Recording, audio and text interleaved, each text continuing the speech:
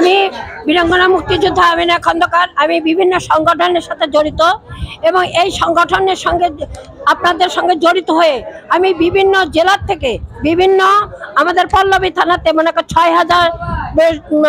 6,000 fund আমি এখানে জমা দিয়েছি এবং 15 জন সংগঠককে আমি তৈরি করেছি। তার ভিতরে হাসিরানী জয়ধর আমার সর্বশ্রেষ্ঠ, আর সবাই আছে।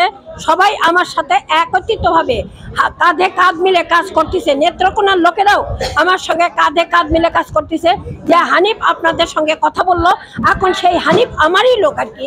আমি তাকে সংগঠন হিসেবে তাকে এখানে পরিচিত করেছি এবং আপনাদের কাছে আজকে পরিচিত পর্ব তাকে দিয়েছি। এবং আমি যাতে ডিসেম্বর মাসের 10 তারিখে 15-20 হাজার লোককে নিয়ে যাতে প্রেস ক্লাবে একত্রিত হতে পারি, সেই জন্যই সবাইকে আমি আনন্দ এবং ঈদের উৎসব দিয়ে শেষ করছি। খোদা হাফেজ।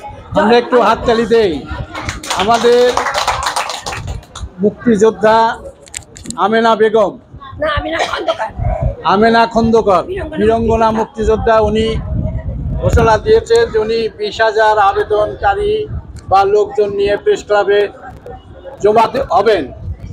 তো সকাল 10টায় 10ই ডিসেম্বর সকাল 10টায় প্রেস ক্লাব পল্টন এলাকায় আসবেন। আমরা একটু হাততালি দিয়ে ওনাকে অভিবাদন জানাই।